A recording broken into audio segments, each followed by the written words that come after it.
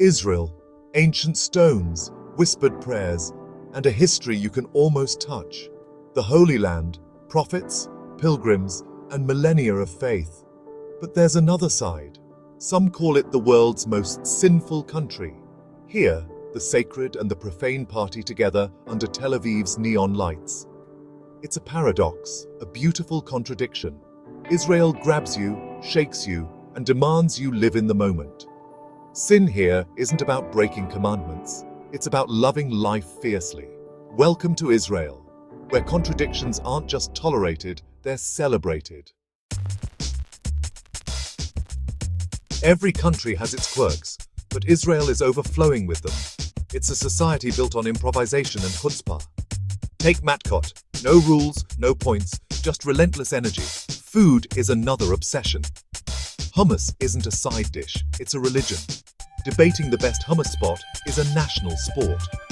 Israelis have a unique approach to personal space, meaning there isn't any. It's overwhelming at first, but it comes from a deep sense of community. And then, the cats, everywhere. On ruins, car hoods, market stalls. Locals care for them, leaving out food and water, a quiet tradition that says a lot about the soul of the place. Israel's odd habits aren't just quirks, they're the heartbeat of daily life. If Jerusalem is Israel's soul, Tel Aviv is its heart, pulsing at 140 beats per minute. They call it the bubble modern, liberal and hedonistic. The real architecture here is social. Late nights, rooftop bars, and street parties that spill into dawn. Even on Shabbat, when the rest of the country slows, Tel Aviv keeps humming. The party just changes rhythm. But Tel Aviv isn't alone. Haifa, built on Mount Carmel, is a model of coexistence. Faiths and cultures living side by side. Its downtown buzzes with new life, funky bars, indie galleries, ambitious chefs. Grit and grace, quietly becoming one of Israel's coolest cities. And then there's Jerusalem. At night, the ancient city transforms. The old city grows quiet, but just outside, West Jerusalem comes alive. Mahane Yehuda. Market turns from food paradise to nightlife hub. Stalls become bars, music fills the air. It's the sacred and the social, ancient and modern, all happening at once. In Israel, the cities never really sleep. They just dream with their eyes open. To understand Israel, you have to taste it, starting at the Shuk, the open-air market. Mahane Yehuda in Jerusalem and Carmel Market in Tel Aviv are sensory explosions. Olives, spices, fruits, vendors shouting prices. The food is a melting pot. Middle Eastern, North African, Mediterranean, Eastern European. Shakshuka for breakfast. Sabich for lunch. Street food elevated to art. The Shuk isn't just a market, it's the city's beating heart. And then, the beach. Israel's Mediterranean coastline is where the country unwinds. Tel Aviv's beaches each have their own vibe. Gordon for sunbathers, Hilton for the LGBTQ+ crowd, Alma for the bohemians. The beach is the great equalizer. Everyone comes together to worship the sun. Mornings mean yoga and runs. Afternoons, families and matkot. Evenings, beach bars and sunsets. It's a daily ritual, a collective pause. In a country of intensity, there's always time for simple beauty. Here, life moves to the rhythm of the waves. The senses are always awake, and every day is a feast.